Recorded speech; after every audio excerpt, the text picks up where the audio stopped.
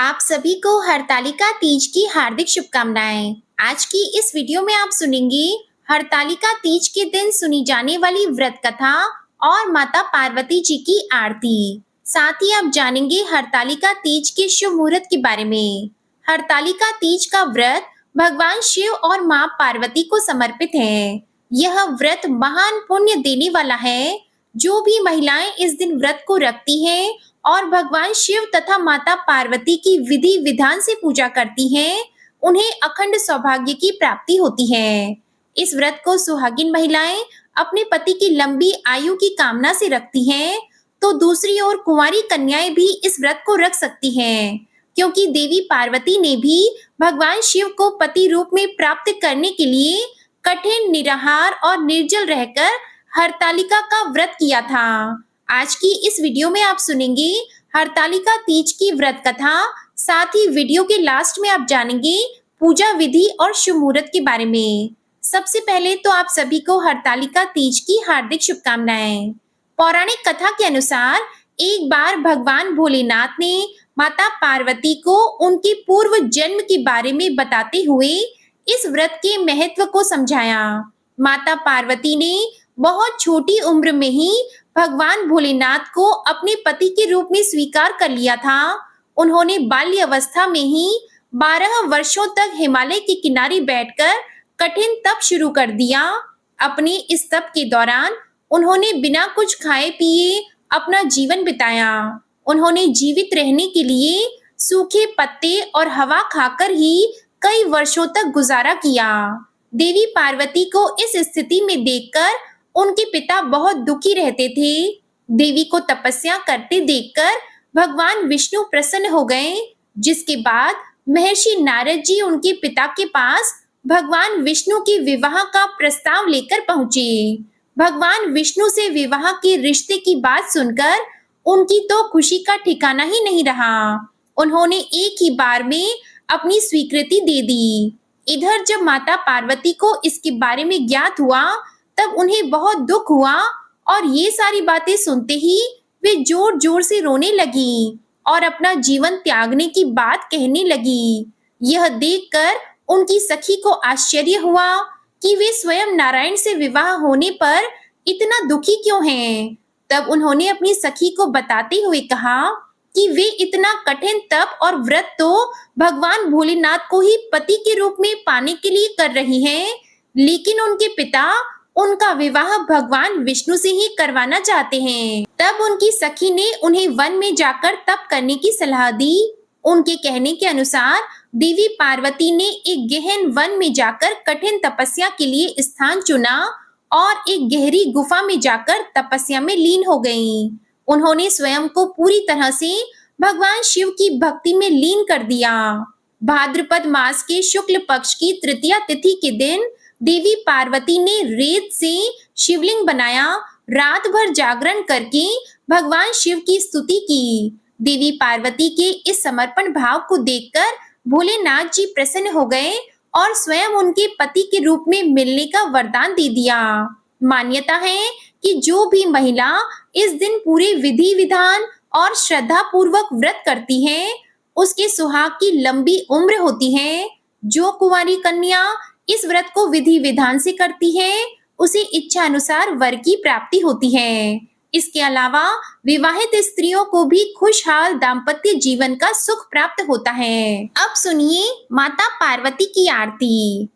ओम जय पार्वती माता, मैया जय पार्वती माता।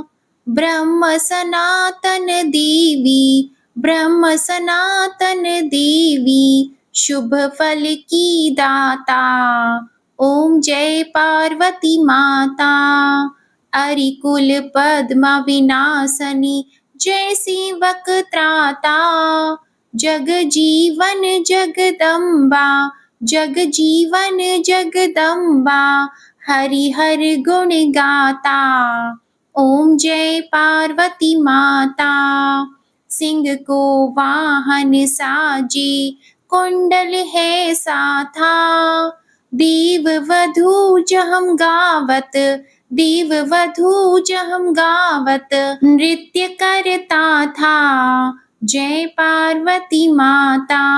सतयुगशील सुसुंदर नाम सती कहलाता, मैया नाम सती कहलाता।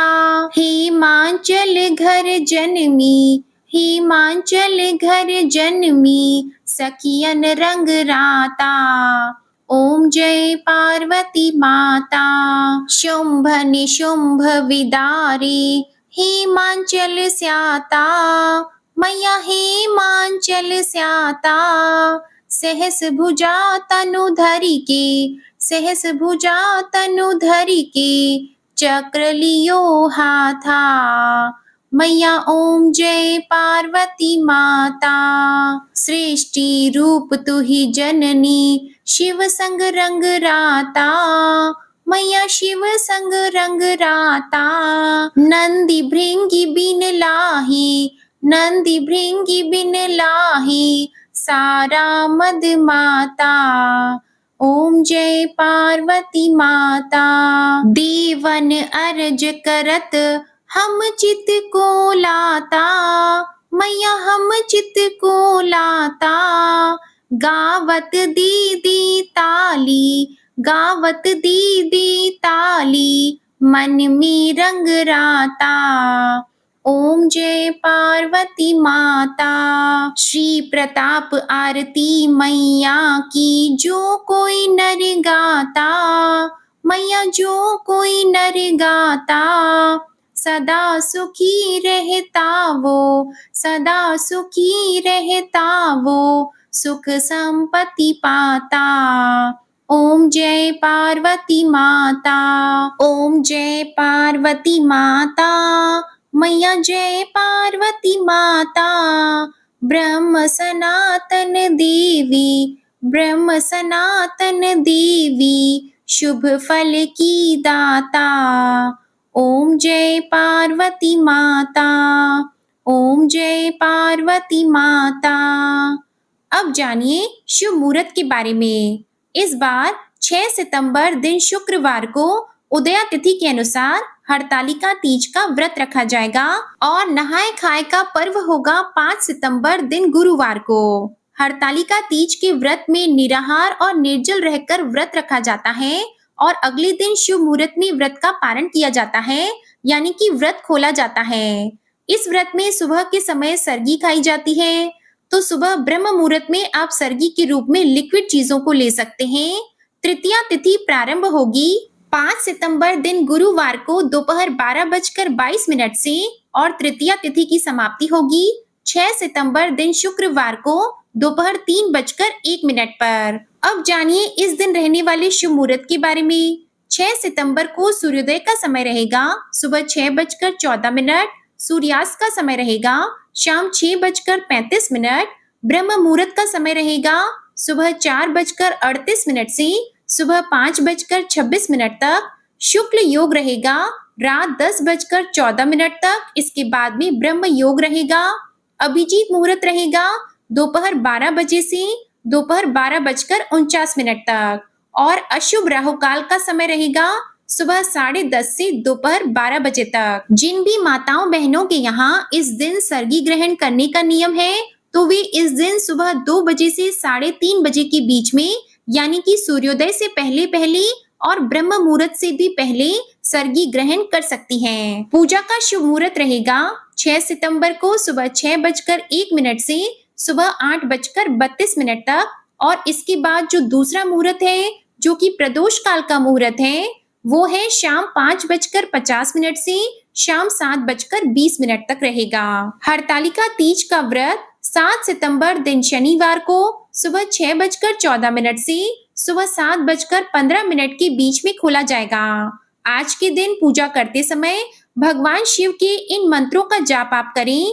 ओम नमः शिवाय, ओम हराय नमः, ओम महेश्वराय नमः, ओम शंभवे नमः, ओम शूलपाणिये नमः, ओम पिनाक वृषे नमः, ओम पशुपतिये नमः।